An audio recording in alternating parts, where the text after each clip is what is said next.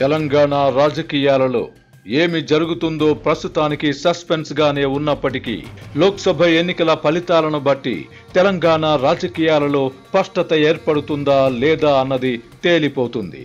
జాతీయ రాజకీయాలలో ప్రస్తుతానికి బలహీనంగా ఉన్న కాంగ్రెస్ పార్టీని మింగేయడానికి కేసీఆర్ తో పాటు భారతీయ జనతా పార్టీ కూడా సహజంగానే ప్రయత్నిస్తాయి. కేంద్రంలో నరేంద్ర మోదీ మళ్లీ అధికారంలోకి వస్తే ముందుగా హిమాచల్ ప్రదేశ్, కర్ణాటకలోని కాంగ్రెస్ ప్రభుత్వాలను ఖతం చేస్తారు. తరువాత తెలంగాణలో కూడా ప్రభుత్వాన్ని పడగొడతారని కేసీఆర్ చెబుతున్నారు. కేంద్రంలో మోదీ మళ్లీ అధికారంలోకి వస్తే రేవంత్ రెడ్డి ప్రభుత్వాన్ని ఏడాది తర్వాత పడగొడతామని తెలంగాణలో బీజేపీ ముఖ్యుడొకరు అంతరంగిక సంభాషణల్లో చెబుతున్నారు. మొత్తంగా చూస్తే రేవంత్ రెడ్డి పతనం కోసం ఇటు కేసీఆర్ అటు బీజేపీ నేతలు ఎదురు చూస్తున్నారు. తన మిత్రుడైన జగన్మోహన్ రెడ్డి సహకారంతో తానే మళ్లీ అధికారంలోకి రావాలని కేసీఆర్ లెక్కలు వేసుకుంటుండగా ముందుగా భారత రాష్ట్ర సమితిని మింగేసి ఆ తర్వాత రేవంత్ రెడ్డి ప్రభుత్వాన్ని అస్థిరపరచాలని బీజేపీ తలపోస్తోంది. ఈ నేపథ్యంలో మెజారిటీ లోక్సభ స్థానాలను గెలుచుకొని తన అధికారాన్ని సుస్థిరం చేసుకోవాల్సిన అవసరం రేవంత్ రెడ్డికి ఏర్పడింది.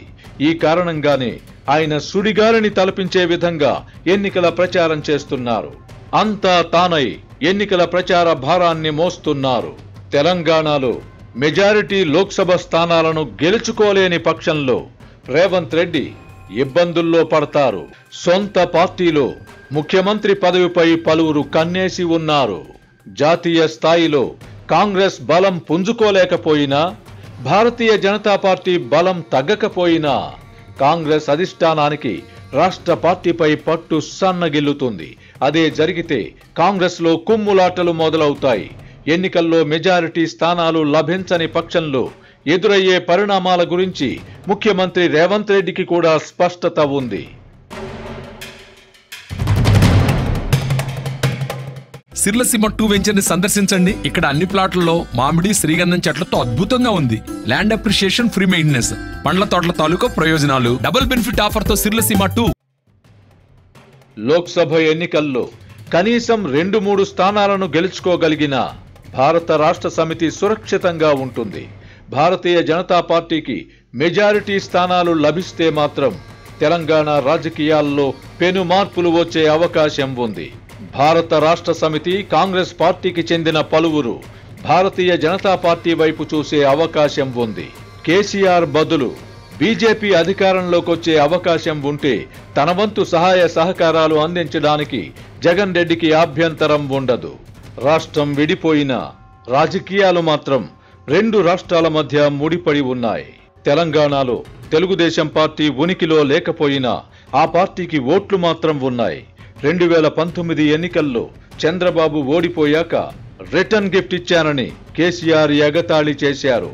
అప్పట్నుంచి తెలుగుదేశం ఓటర్లు కేసీఆర్ పై గుర్రుగా ఉన్నారు. ఈ నేపథ్యంలో గత ఏడాది చివరిలో తెలంగాణలో జరిగిన అసెంబ్లీ ఎన్నికల్లో తెలుగుదేశం పార్టీ బరిలో దిగకుండా దూరంగా ఉండడం వల్ల కాంగ్రెస్ పార్టీకి పరోక్షంగా లాభించింది.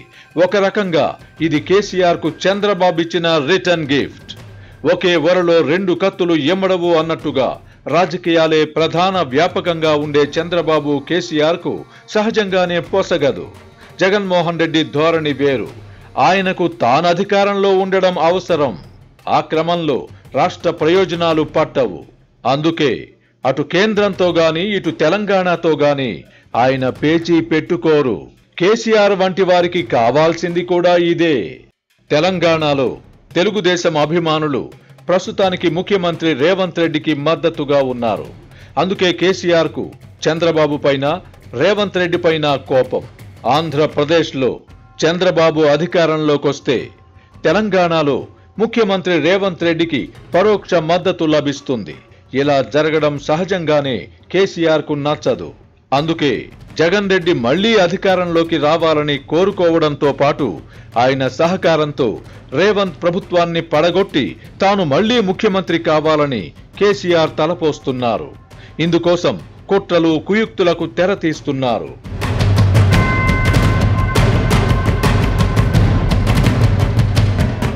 తాను అధికారంలో ఉన్నప్పుడు బీజేపీ మినహా అన్ని రాజకీయ పార్టీలను చీల్చి చెండాడిన కేసీఆర్ ఇప్పుడు తన పార్టీకి చెందిన 2-3 శాసన సభ్యులను కాంగ్రెస్ పార్టీ చేర్చుకోవడంతో పెడబొబ్బలు పెడుతున్నారు. అన్యాయం, అక్రమమని ఆక్రోశిస్తున్నారు. ప్రతిపక్ష పాత్ర పోషించాల్సి రావడం కేసీఆర్ కు కష్టంగా ఉన్నట్టుంది. అందుకే ఎలాగైనా వీలైనంత తొందరగా మళ్లీ అధికారంలోకి రావాలని కోరుకుంటున్నారు. అయితే తన పతనం కోసం అన్ని వైపుల నుంచి సవాళ్లు కాచుకొని ఉన్న తరుణంలో ముఖ్యమంత్రి రేవంత్ రెడ్డి వ్యూహాలు ఎలా ఉండబోతున్నాయో వేచి చూడాలి. లోక్సభ ఎన్నికల్లో గెలవడమే ప్రస్తుతానికి ఆయనకు శ్రీరామ రక్ష. భారతీయ జనతా పార్టీపై పైచేయి సాధించగలిగితే ఎన్నికల ఫలితాల తరువాత రేవంత్ రెడ్డి మరింత బలపడతారు. అదే జరిగితే ఆంధ్రప్రదేశ్లో జగన్ రెడ్డి మళ్లీ అధికారంలోకి వచ్చినా కేసీఆర్ కు ఉపయోగపడలేరు. కాంగ్రెస్ పార్టీని చీల్చే విషయం అటుంచితే భారత రాష్ట్ర సమితిని ఖాళీ చేయడానికి రేవంత్ రెడ్డి ప్రయత్నించకుండా ఉంటారా? ఆ పరిస్థితి ఏర్పడితే ముఖ్యమంత్రి అవ్వడం అటుంచితే ప్రతిపక్ష నాయకుడి హోదా కూడా కేసీఆర్ కు పోతుంది. తాడిని తన్నేవాడు ఒకడుంటే వాడి తలను తన్నేవాడుంటాడు. ప్రజాస్వామ్యంలో ప్రజలే అత్యంత శక్తివంతులు. అధికారంలో ఉన్నప్పుడు కొంతమంది తమకు తిరుగుండదని విర్రవీగుతారు. అలాంటి వారికి ప్రజలే వారి స్థానాన్ని గుర్తు చేస్తుంటారు. కేసీఆర్ ను కూడా నెత్తిన పెట్టుకున్నది, విసిరి కొట్టింది ప్రజలే. తన ప్రస్తుత దుస్థితికి ఆత్మ పరిశీలన చేసుకోకుండా ప్రజలు అత్యాశకు పోయారని నిందించడం ద్వారా కేసీఆర్ ఆత్మవంచనకు పాల్పడుతున్నారు. ఈ క్రమంలోనే అడ్డదారిలో మళ్లీ అధికారంలోకి రావాలనుకుంటున్నారు. చేతులు కాలేక ఆకులు పట్టుకున్నట్టు ఇప్పుడు ప్రవచనాలు చెప్పే ప్రయత్నం చేసే బదులు కోల్పోయిన ప్రజా విశ్వాసాన్ని తిరిగి పొందడానికి కేసీఆర్ ప్రయత్నిస్తే ఆయనకే మంచిది. అలా కాకుండా జగన్మోహన్ రెడ్డి వంటి వారిని నమ్ముకొని గాలిలో మేడలు కట్టడం అవివేకమవుతుంది. మబ్బులు చూసి ముంతలోని నీళ్లు ఒలకబోసుకున్నట్టుగా జగన్ రెడ్డిని చూసి కేసీఆర్ ఇప్పటికే కొన్ని వర్గాలను దూరం చేసుకున్నారు. ఇప్పటికైనా దిద్దుబాటు చర్యలు తీసుకోని పక్షంలో తెలంగాణ రాజకీయాల్లో కేసీఆర్ అధ్యాయం చరిత్ర పుటలకే పరిమితమవుతుంది.